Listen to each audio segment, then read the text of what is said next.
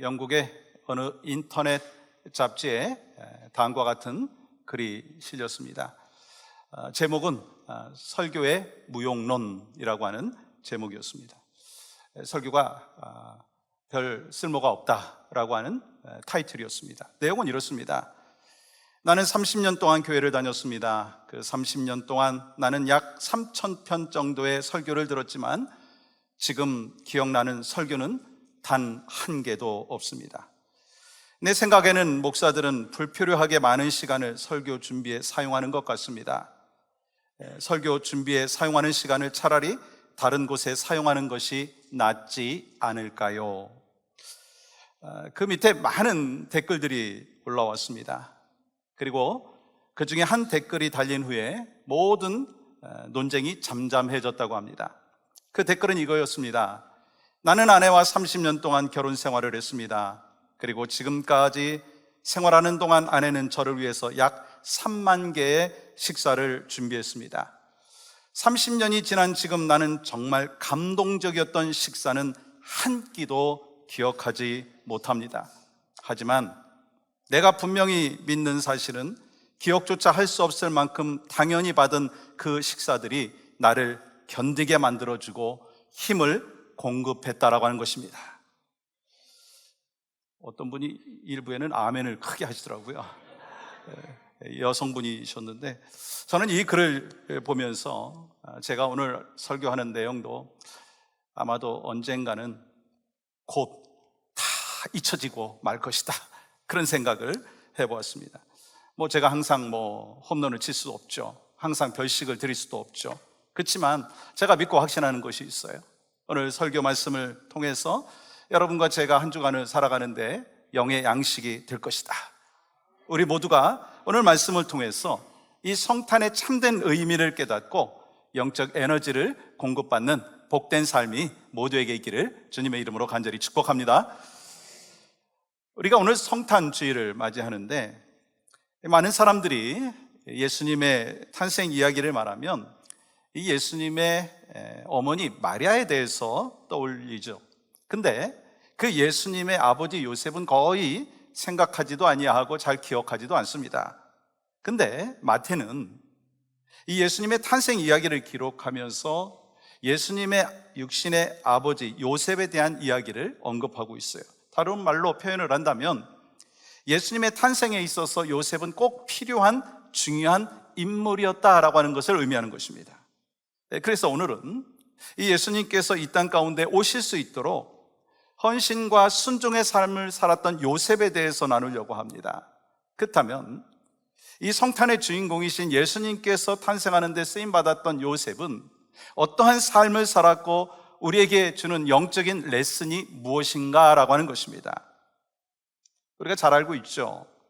요셉과 마리아는 약혼한 사이였습니다. 결혼식만 올리지 않았지 법적으로는 남편이요 아내라고 부를 수 있는 그런 상황이었습니다. 근데 그들은 아직 동거하기 전이었습니다. 근데 어떤 소식이 들립니까? 마리아가 임신했다라고 하는 청천벽력 같은 소식이 들려옵니다. 여러분, 요셉이 마리아의 임신 소식을 들었을 때 어떤 마음이었겠습니까? 정말 기가 막혔을 거예요. 아니, 인간적으로 생각하면 분노할 일 아닌가요? 만약 여러분의 입장이라면 어떻게 했습니까? 여러분이 요셉이었다면 어떤 반응을 보였을까요? 어떻게 보였겠어요? 그러나 그때 하나님의 천사가 꿈으로 말씀하여 주심으로 인해서 이 요셉의 생각이 바뀌게 되는 것을 보게 됩니다. 우리가 이 꿈꾸는 사람, 꿈꾸는 요셉 하면 누구를 떠올립니까? 구약 성경에 나오는 그 요셉이 떠올려지죠.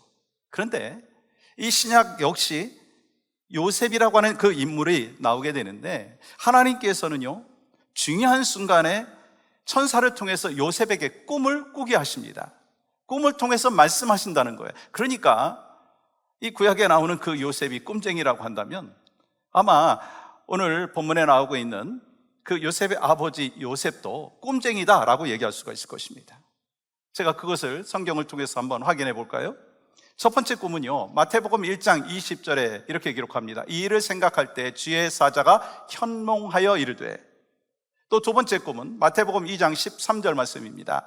그들이 떠난 후에 주의 사자가 요셉에게 현몽하여 이르되.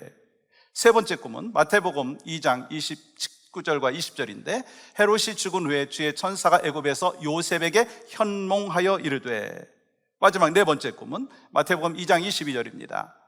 유대 임금됨을 듣고 거기로 가기를 무서워하더니 꿈에 지시하심을 받아 갈릴리 지방으로 떠나가. 여러분, 요셉은 이렇게 꿈을 많이 꿨어요. 하나님이 꿈을 꾸게 하신 거예요. 근데 꿈만 꾼 것이 아니라고 하는 거예요. 꿈대로 순종했다라고 하는 것입니다. 정확히 말씀드리면 하나님께서 꿈을 통해서 말씀하시면 그 말씀을 듣고 믿고 순종했다는 거예요. 사람의 머리로는요 이해가 되지 않았습니다. 근데 그것까지도 요셉은 하나님에게 맡기고 순종했다는 거예요. 여러분, 첫 번째 꿈을 꾼 다음에 요셉은 어떻게 반응하는지 24절은 이렇게 말씀하고 있습니다. 요셉이 잠에서 깨어 일어나 주의 사자의 분부대로 행하여. 두 번째 꿈은 애굽으로 내려가라고 하는 꿈이었는데, 그러면 그가 또 어떻게 했습니까? 14절 말씀 보세요. 요셉이 어떻게 했어요? 일어나서 애굽으로 떠나갔다는 거예요. 세 번째 꿈을 꾸고 순종을 하죠. 마태복음 2장 21절입니다. 요셉이 일어나 이스라엘 땅으로 들어가니라. 또 네 번째 꿈을 꾸고 그 다음에 어떻게 합니까? 순종을 하는데 마태복음 2장 22절 말씀 보시면 꿈의 지시하심을 받아 갈릴리 지방으로 떠나가. 여러분, 근데 제가 이 말씀을 묵상하면서 좀 특이한 게 있더라고요. 이 성경에는 요셉이 무슨 말을 했다라고 하는 기록이 없어요. 근데 뭐가 지금 포인트느냐면 그의 순종에 대해서 기록하고 있다는 거예요. 솔직히 지금 이 시츄에이션은요 받아들이기가 참 어려운 상황이었습니다. 아니, 역사적으로 한 번도 성령으로 임신했다라고 하는 이야기를 들어본 적이 없었기 때문에 정말 쉽지 않았을 거예요. 만약에 한 번이라도 그런 이야기들을 들었다면 뭐 받아들이는데 조금 나았지 않겠어요? 근데 성령으로 잉태한다라고 하는 거는요 누가 들어도 황당할 수밖에 없는 그런 소식이었습니다. 그런데 요셉은 자신의 이성적인 이해나 판단보다 하나님의 말씀 앞에 인간적인 생각이나 지혜를 내려놓고 순종하는 것을 보게 됩니다. 그래서 요셉을 이렇게 얘기할 수 있죠. 말보다 순종하는 삶을 살았다, 그렇게 얘기할 수 있습니다. 우리는 많은 말을 하고 살아갑니다. 저도 말을 많이 해요. 뭐 여러분들도 말을 많이 하지 않습니까? 말뿐만 아니라 신앙 고백도 하죠. 근데 하나님께서 뭘 기억하실까? 우리가 말하는 것보다 더 기억하시는 것이 무엇인가? 우리의 순종이다라고 하는 것을 우리가 알 수 있습니다. 우리가 하나님 말씀에 순종하지 못하는 그런 이유가 그러면 무엇입니까? 내 생각 그리고 하나님의 생각 다를 때 하나님의 생각보다는 내 생각을 앞세우기 때문인 것입니다. 나의 생각을 내려놓고 하나님의 생각을 의지하는 것이 바로 순종인데, 내 생각과 하나님의 생각이 있는데 그것이 겹쳐질 때는, 그것이 대치될 때는 내 생각보다 하나님의 생각을 받아들여야 되는데 하나님의 생각보다 내 생각을 주장할 때가 있다라고 하는 거예요. 근데 하나님께서 우리에게 말씀하시는 것은 내 이성, 내 생각이 아니라 하나님의 뜻을 말씀하시는 거예요. 그 하나님의 뜻을 말씀하셨을 때 순종하면 하나님의 역사가 일어나는 것을 우리는 성경을 통해서 늘 알고 있습니다. 여러분, 요셉은 하나님에 대한 진실한 믿음이 있었기 때문에 꿈을 통해서 주시는 하나님의 말씀을 들었어요. 그러면서 무엇을 했느냐면 자신의 생각을 내려놓았어요. 그리고 말씀에 순종함으로 인해서 예수님의 오심과 그리고 하나님의 뜻을 이루는 축복의 통로가 되었다고 하는 거예요. 보라, 처녀가 잉태하여 아들을 낳을 것이니 그의 이름을 임마누엘이라 하라. 그 말씀을 이루고자 그 꿈을 꾼 것에 대하여 믿고 순종했다고 하는 거예요. 여러분, 우리도 마찬가지 아닌가요? 하나님께서는 우리에게 꿈을 통해서 말씀을 하시고 성경을 통해서 말씀하시고 설교를 통해서 말씀하시고 성경 공부를 통해서 말씀하시고 또 영적인 리더를 통해서 말씀하십니다. 그때 중요한 게 뭐라고요? 순종이라고 하는 거예요. 하나님은 오늘 또 순종하는 자에게 축복을 허락하여 주시는 줄 믿습니다. 우리 모두가 하나님의 말씀에 순종해서 하나님께서 주신 약속들이 우리의 삶을 통해서 성취되어지는 놀라운 은혜와 역사를 날마다 경험하는 모두가 되기를 간절히 소망합니다. 성경에는 요셉에 대한 기록이 한 번이 나와요. 근데 그 요셉에 대해서 말씀을 하는데, 아까 제가 4번의 꿈을 꾸고 순종을 했다라고 하는 건 우리가 말씀을 통해서 해석을 하면 그렇게 이해할 수가 있는 부분인데, 성경에는 어떤 사람인가라고 하는 것이 한 번 나오는데 이렇게 기록하고 있습니다. 의로운 사람이라. 마태복음 1장 19절 말씀 보시면 그의 남편 요셉은 의로운 사람이라 말씀하고 있어요. 요셉은 의로웠다는 거예요. 그러면 이 성경이 말씀하고 있는 의롭다라고 하는 의미가 뭘까요? 성경이 말씀하고 있는 의롭다라고 하는 거는요, 도덕적으로 그 모든 것을 잘 지키고 준수하고 그런 의미가 아닙니다. 하나님과의 관계를 맺고 있는 삶을 살고 있는 사람이 바로 의인이라는 거예요.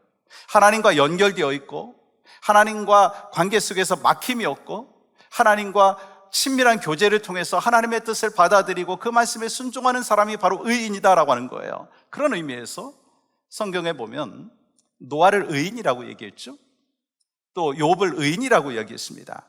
근데 오늘 본문에서 이 요셉을 향하여 의로운 자라고 말하고 있습니다. 다시 말해서 요셉은 하나님과 연결되어 있다는 것이고요, 하나님과 막힘이 없었다는 것이고요, 하나님과 친밀한 교제를 하고 있었다는 거예요. 그래서 소통이 이루어지는 하나님의 사람이었습니다. 여러분, 하나님과 친밀하면 그 다음에 나타나는 현상이 뭘까요? 여러분과 제가 누군가와 교제를 하고 함께 사귈 때 나타나는 증상 중에 하나가 뭐냐면 그 사람의 음성이 들리는 거예요. 대화를 하다가 보면 들리지 않습니까? 마찬가지예요. 하나님과 친밀한 관계를 맺다가 보면 하나님께서 들려주시는 음성을 듣게 된다는 거예요. 근데 문제는 뭐냐면 하나님의 음성은 계속해서 들려오는데 어떤 사람은 그 음성을 듣고 어떤 사람은 듣지 못한다라고 하는 거예요. 여러분, 그러면 누가 하나님의 음성을 들을 수 있을까요? 하나님과 연결되어 있는 사람, 하나님과 친밀한 관계를 맺고 있는 사람이라고 하는 거예요. 예를 들어서 이런 거죠. 제 시계가 있는데 여기 저희 딸이 사준 거예요. 괜찮은 시계입니다. 근데 이 손목 시계에 충전을 해야만 워킹이 돼요. 그래서 이제 제가 이제 교회에서 집에 돌아가면 항상 이 시계를 충전을 시킵니다. 근데 어떤 날인가 며칠 전이었어요. 제가 이 아침에 출근하려고 시계를 딱 차려고 하는데 배터리가 하나도 없는 거예요. 저는 충전을 하려고 다 이렇게 해놨는데 충전이 안 된 거예요. 왜 그랬을까요? 전기가 연결이 안 된 거예요. 전기는 들어오고 있었는데 그 코드가 좀 느슨하게 빠져 있었던 것이었습니다. 여러분, 비슷하지 않을까 그런 생각을 해봤습니다. 하나님께서 모든 크리스찬들에게 말씀을 해주시지만 주님과 연결되어 있고 그 음성에 귀 기울이는 그 사람에게 하나님이 말씀하시는 것을 들을 수 있게끔 하신다라고 하는 거예요. 여러분, 요셉은 의로운 자였습니다. 다시 말씀드립니다. 의롭다라고 하는 의미 뭡니까? 하나님과 연결되어 있다는 거예요. 관계를 맺고 있다라고 하는 거예요. 그래서 하나님의 음성을 들었습니다. 여러분과 제가 하나님과 늘 연결되어 있고 친밀한 관계를 맺음으로 인하여서 의로운 하나님의 사람, 그러므로 인하여 하나님의 음성을 날마다 들을 수 있기를 간절히 소망합니다. 또한 의로운 요셉은 다음과 같은 일을 하는데 19절 하반절 보시면 그를 드러내지 아니하고 가만히 끊고자 하여. 여러분, 의로운 사람, 하나님과 올바른 관계를 맺고 있는 사람은 어떤 사람입니까? 여러분, 이 상황은 아직 천사들이 성령으로 잉태했다라고 하는 것을 말하기 전이었습니다. 그렇기 때문에 이 자기의 약혼녀가 임신했다는 사실을 알았을 때 보통 나타나는 반응이 뭘까요? 분노 아닐까요? 그리고 자신의 명예와 체면을 지키기 위해서 부정한 짓을 저지른 그 여인을 최대한대로 활용할 거예요. 그러면서 자신이 왜 저 여인과 헤어져야만 되는지에 대한 소상한 내용들을 가족들에게, 친구들에게, 이웃들에게 막 자세히 설명하고 싶은 그 마음이 있었을 거예요. 근데 요셉은 그렇게 하지 않았다는 거예요. 요셉은 자기 입장과 자기 유익만을 생각하는 이기적인 사람이 아니었습니다. 마리아를 끝까지 배려하고 허물을 덮어주기 위해서 그가 할 수 있는 최선의 노력을 다했다라고 하는 거예요. 그녀에게 죄책감과 허물감과 그리고 수치심을 드러내는 그 대신에 희망을 주기 위해서였다는 거예요. 여러분, 마리아는 그 수치심이 나름대로 있을 수도 있습니다. 하나님께서 말씀하여 주셨지만 세상 사람들이 바라보는 눈빛이 좀 다르니까 그럴 수도 있습니다. 근데 요셉은 그것을 덮어주기 위한 태도를 보여주고 있는 거예요. 의로운 모습, 하나님과 친밀한 관계를 맺고 있는 데서 끝나는 것이 아니라 삶 가운데 그 모습이 나타나는 거예요. 우리에게 주시는 영적인 레슨이 있습니다. 하나님께서 우리에게 보여주신 사랑은요, 우리의 허물을 덮어주는 사랑이에요. 우리가 죄와 허물로 죽어 있었는데 주님께서 이 땅에 오심으로 인하여 우리의 죄, 우리의 허물 덮어주시기 위하여 십자가에서 보혈의 피를 흘려주셨어요. 여러분, 아멘이신가요? 요셉이 바로 그러한 삶을 살았습니다. 그래서 우리는 요셉의 그 삶을 통해서 깨닫고 레슨을 얻어야 되는 것이 있습니다. 내가 분하고 억울한 일을 당해도 상대방의 마음을 배려하는 마음이 의로운 마음이라는 거예요. 로마서 12장 17절 말씀 이렇게 기록합니다. 한번 같이 읽을까요? 시작. 아무에게도 악을 악으로 갚지 말고 모든 사람 앞에서 선한 일을 도모하라. 또 베드로 전서 3장 9절 말씀도 같이 읽겠습니다. 시작. 악을 악으로, 욕을 욕으로 갚지 말고 도리어 복을 빌라. 이를 위하여 너희가 부르심을 받았으니 이는 복을 이어받게 하려 하심이라. 요셉이 생각이 깊었기 때문에, 의로운 사람이었기 때문에 마리아가 어려움에 처하지 아니하게 조용히 파혼할 그런 고민을 하고 있었습니다. 여러분, 이것이 바로 세상이 말하고 있는 의인과 또 성경이 말씀하고 있는 의인이 다른 거예요. 여러분, 세상에서는요, 정의라고 하는 것을 뭐라고 얘기하느냐면 죄를 드러내고 불의를 폭로하는 것이 정의라고 얘기합니다. 근데 의로움을 추구하다 보면은요, 한 가지 놓치는 것이 있어요. 따뜻한 사랑을 놓칠 수밖에 없다는 거예요. 특별히 교회 공동체 안에서 정말 의롭다라고 하는 것을 주장하고 의롭게 행동하려고 하다가 보면 사실 다치는 사람들이 많아요. 그래서 항상 이 교회 공동체에서 주님이 그렇게 하셨듯이 의로움과 사랑이 같이 가야 된다는 거예요. 근데 성경은 오늘 또 여러분과 저에게 그래서 말씀하시는 거예요. 죄를 폭로하고 드러내는 것이 의의 모습이 아니라고 하는 것입니다. 죄를 싫어하지만 죄를 드러내고 폭로하는 것이 아니라 이 요셉은 가만히 끊고자 했다라고 하는 거예요. 모든 사실을 보고 들었지만 그럼에도 불구하고 그것을 용서하고 덮어주는 사랑, 그 사랑을 갖고 사람을 살리는, 그러면서 덮어주는 그 사랑을 바로 이 요셉을 통해서 우리에게 말씀하고 있습니다. 그러면 누가 의인이 아닌가? 죄를 드러내고 폭로하고 비방하는 것이요, 의인이 아닌 모습입니다. 여러분, 창세기 말씀에 보면 이 노아가 실수한 이야기가 나오죠. 노아가 포도주에 취해가지고 벌벗고 누워있는데 그 모습을 아들 함이 봅니다. 그리고 그걸 들춰냅니다. 성경의 관점 속에서 보면 그 함이요, 의인이 아닙니다. 또한 요한복음 8장의 말씀에 보면 현장에서 가늠하다 잡힌 그 여인을 끌고 나오죠. 그리고 손에 돌을 들고 있습니다. 왜요? 죄를 폭로하기 위해서. 이게 성경의 관점에서 보면 그들이 의인이 아니라고 하는 거예요. 말씀드린 대로 의인은요, 하나님과 올바른 관계를 맺고 있는 사람입니다. 그래서 세상에서 볼 때 저 사람은 의롭다라고 하는 것과 성경적인 관점 속에서 의롭다는 건 다른 거예요. 함이나 이 요한복음 8장에 나오는 사람들이요, 죄를 폭로하는 사람들인데 그들을 세상은 의롭다라고 얘기하지만 이 성경적인 관점에서는 의인이라고 부르지 않는다는 것입니다. 우리도, 저도 남의 허물에 대해서 두 종류로 반응을 합니다. 하나는 허물을 덮어주고 또 하나는 허물을 들춰내고 그런 모습이 우리 가운데 있지 않습니까?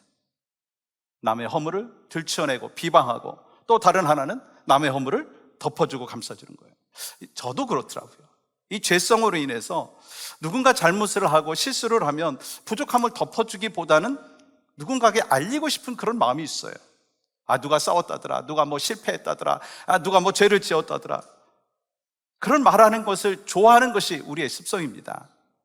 그런 나쁜 소식을 좀 퍼나르려고 하는 것이 우리의 모습입니다. 여러분, 심지어 교회 안에서도 성도들 가운데 허물을 덮어주기보다는요, 드러내고 비난하고 정죄하려고 하는 그런 모습들이 있습니다.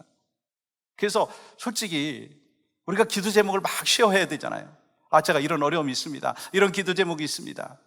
그런 걸 막 다 쉐어하고 같이 기도를 해야 되는데, 속 깊은 그 기도의 제목을 기도 제목으로 나누는 것이 좀 힘들 때가 있다는 거예요. 왜요? 그게 역풍으로 돌아올 수 있기 때문에. 저를 비롯해서 우리 모두는요, 장점이 많아요. 근데 단점도 있습니다. 사람에게는요, A도 있고 B도 있고 C도 있다라고 하는 거예요. 저만 그렇습니까? 여러분도 그렇지 않습니까? 근데 어떤 사람은 언제나 C만을 바라보면서 그 C를 들춰내고 비방을 합니다. 근데 어떤 사람은 언제나 A를 보고 B를 보고, 그러면서 단점이 있다면 좀 덮어주면서 그 장점을 격려한다라고 하는 거예요. 교회를 바라보는 눈도 마찬가지입니다. 우리 교회에 A 된 모습이 많죠? B 된 모습도 있습니다. C는 없을까요? C 된 모습이 있잖아요, 교회 공동체 안에서. 그러면 우리는 어떻게 해야 되느냐는 거예요. 정말 의로운 사람은 어떻게 해야 되느냐는 거예요. A 된 부분이 더 잘 될 수 있도록 칭찬을 해주고, B 된 부분은 또 격려를 해주고, C 된 부분에 대해서는 어떻게 내가 보충하고 채울 것인가라고 하는 걸 고민을 해야 된다는 거예요. 부부 관계 속에서도 늘 마찬가지입니다. 뭐 아내가 다 A만 있습니까? B만 있습니까? C도 있죠. 그러면 C에 포커스하는 것이 아니라 A에 포커스했을 때 하나님이 그 가정 부부의 생활을 더 복되게 하는 거예요. 그래서 여러분의 가정 가운데, 우리 교회 공동체 가운데, 목장 가운데, 선교회 가운데에서도 하나님께서 우리에게 볼 수 있는 영적인 눈, A를 더 보고 B를 보고, 그래서 언젠가는 B가 또 A가 되고 C가 또 B가 되고, 그러한 날마다 회복의 은혜, 또 서로 상처를 치유하고 감싸주는 복된 인생이 바로 여러분과 저에게 있기를 주님의 이름으로 간절히 축복합니다. 그것이 바로 요셉에게 나타난 모습이었다는 거예요. 여러분, 그것이 바로 성탄을 맞는 우리에게 요셉을 통해서 주시는 하나님의 메시지인 것입니다. 소망하기는 요셉과 같은 의인이 우리 교회 공동체 안에 많이 있기를 간절히 소망합니다. 여러분, 요셉이 아무리 의인이라고 해도요, 그의 마음은요 참으로 힘들었을 거예요. 그래서 20절 말씀 이렇게 기록하죠. 이 일을 생각할 때. 여러분, 여기서 이 일을 생각할 때라고 하는 원어의 의미는 두 가지입니다. 하나는 뭐냐면 심사숙고하다, 또 하나는 속이 뒤집히다. 여러분 문제가 생기면 어떻게 반응을 합니까? 두 가지 중에 하나일 거예요. 심사숙고합니다. 또 어떤 분은 저는요 속이 뒤집힙니다. 여러분은 어떤가요? 좀 삶에 문제가 생길 때, 어떤 어려움이 생길 때, 여러분 1번 나는 심사숙고합니다. 2번 나는 속이 뒤집힙니다. 1번인가요? 2번인가요? 뭐 대답은 하지 마세요. 제가 어느 책에서 읽은 내용인데, 어느 교회 목사님이 어느 날 뒷마당에서 아이들이 떠드는 소리를 들었답니다. 근데 뭐 점점 소리가 크게 들리더니 마치 막 싸우는 것 같은 거예요. 그래서 밖을 내다가 보니까 진짜 딸이 뭐 아이들과 막 말다툼을 하는 거예요. 놀라가지고 아이들에게 물었습니다. 너희들 지금 무슨 일이야? 뭔 문제가 발생했어? 그때 딸이 천연덕스럽게 이렇게 대답했다고 합니다. 아빠, 지금 우리 교회 놀이하고 있어요. 아이들 눈에 비치는 교회의 모습이 바로 그랬다는 거예요. 여러분, 참 안타까운 모습 아닌가요? 화목을 말하는 교회의 분쟁과 다툼이 그치지 않는 이유는 뭐냐면 나의 감정 때문에 주님을 내려놓기 때문이 아닐까라고 하는 거예요. 성경은 요셉이 화를 냈다거나 욕을 했다는 기록이 없어요. 아마 그가 심사숙고하는 마음이 있었기 때문이 아닐까라고 하는 거예요. 요셉은 가슴에 깊은 상처와 고통을 받으면서 깊이 묵상했을 겁니다. 여러분, 깊이 묵상했다는 게 뭐죠? 조용히 내 문제를 하나님 앞에 아뢰었다라고 하는 거예요. 내가 갖고 있는 문제를 하나님 앞에 아뢰었을 때 천사가 말하기를 성령으로 잉태되었다라고 하는 거예요. 그러면서 그는 자신의 감정을 내려놓고 하나님의 음성을 듣고 그 하나님의 말씀에 따르기로 순종했다는 거예요. 여러분, 이게 얼마나 귀한 것입니까? 속이 뒤집히는 일이 있지만 하나님 말씀 앞에서 내 감정을 내려놓았다는 거예요. 여러분, 우리 모두가 의로운 삶을 살기를 원합니다. 여러분과 제가 신앙생활을 하고 가정생활을 하고 자녀들을 키우면서 솔직히 때로 속이 뒤집힐 수도 있어요. 그런 상황이 있을 수 있습니다. 근데 그때마다 하나님의 말씀 앞에 나를 내려놔야 된다는 거예요. 그러면서 하나님의 뜻을 얻기를 위하여 기도해야 된다고 하는 거예요. 그때 하나님께서 무엇을 주시는지 아시죠? 샬롬, 평안, 피스를 주시는 거예요. 사실 요셉은 어찌 보면 불행한 모습이 눈에 비칠 수도 있습니다. 근데 참으로 참 행복한 사람 아닌가 생각이 들어요. 아니, 가장 복받은 사람 아닌가 생각이 들어요. 왜냐하면 요셉은 이 말씀이 육신이 되어서 오신 예수 그리스도를 품에 안고 자장가를 부르는 그런 복을 누리지 않았습니까?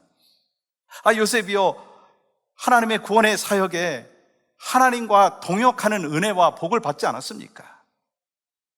여러분과 저도 마찬가지로 하나님께서 이미 주신 그 복을 누리고 또 나누고 베풀 수 있는 그런 믿음의 역사가 있기를 간절히 소망합니다. 한웅재 목사님이 작사한 아버지 요셉이라고 하는 찬양이 있는데 그 가사 중에 참 은혜가 되는 부분이 있어서 한번 같이 나누려고 하는데요. 가사는 이렇습니다. 갈릴리 나사렛 마을 요셉이란 성실한 목수, 굵고 깊은 손마디처럼 친절했던 그 웃음처럼 하나님의 독생자 예수 믿음으로 품었던 사랑, 그 온기로 하나님 아들 지켜준 사랑, 그의 사랑, 그의 행복, 주님 위에 내어주던 그 모습. 저는 이 대목에서 그의 사랑, 그의 행복, 주님 위에 내어주던 그 모습, 참 표현이 은혜롭지 않습니까? 예수님을 위해서 자신의 행복을 양보했다는 거예요. 주님 위해서 자기 행복을 내려놓는 사람, 우리들도 그 요셉과 같은 그런 삶이 있기를 간절히 소망합니다. 내 행복을 주님 위해서 양보할 수 있는 그 사람. 우리가 신앙생활을 하다가 보면은요, 말씀보다 감정이 앞설 때가 있어요. 저도 그렇고 여러분도 그렇지 않습니까? 그때마다 하나님이 우리에게 말씀을 해주시는 거예요. 감정 내려놓고 주님의 말씀을 붙잡으라. 그것이 바로 이 요셉의 삶의 모습 가운데 있었듯이 여러분과 저의 모습 가운데도 내 감정이 있고 내 생각이 있고, 그렇지만 하나님의 말씀을 더 붙잡고 이를 통해서 여러분과 제가 하나님 앞에 또 영광과 또 하나님이 주신 샬롬이 있기를 간절히 소망합니다. 사랑하는 여러분, 요셉을 통해서 우리가 배워야 될 것이 뭔가요? 순종이라는 거예요. 성경은 그의 말을 기록했다라고 하는 그 내용이 아니라 그의 순종을 기록하고 있습니다. 마찬가지로 하나님 나라에서 우리의 말이 기록되는 것이 아니라 우리의 순종이 기록된다는 것을 우리는 알아야 합니다. 그리고 이 요셉의 삶 가운데 하나님과 올바른 관계가 있었어요. 하나님과 올바른 관계가 무엇입니까? 하나님과 연결되어 있고 친밀했고 교제했다는 거예요. 그래서 하나님의 음성을 들을 수 있었습니다. 하나님의 음성을 듣다가 보면 죄가 회개가 되고 잘못한 것을 깨닫게 되고, 그러면서 하나님이 원하시는 디렉션으로 살아갈 수가 있는 것이죠. 그 모습이 저는 제가 되기를 원합니다. 허물 많고 부족한 것 많은 저고 여러분이고, 그렇지만 하나님께서 이 성탄절에 우리에게 말씀하시는 그 메시지는 다른 것이 아닙니다. 하나님과 올바른 관계를 날마다 맺어가라. 그리하면서 하나님께서 말씀하신 그 말씀에 대해서 순종하고 의로운 모습, 그러면서 나의 감정보다 하나님의 말씀이 앞서고, 그러면서 하나님 앞에 영광을 올려드리는 복된 삶이 바로 여러분과 저의 삶 가운데 있기를 간절히 소망합니다. 2024년 성탄절에 우리 모두에게, 우리 가정에게, 우리 교회에게 주시는 메시지, 우리 성탄절에 우리 요셉을 통해서 우리에게 주시는 그 메시지를 가슴속에 잘 간직하고, 이번 한 주간 특별히 성탄절에 우리 가족들이 모여서 함께 이 성탄의 기쁨을 셀레브레이션하고 감사하고 예배할 때 바로 여러분과 저의 가정 가운데, 우리 교회 모든 성도들의 가정 가운데 하나님이 주시는 은혜와 평강, 그리고 성탄의 기쁨과 감사와 감격이 풍성하게 넘치시는 복된 귀한 역사가 있기를 간절히 소망합니다.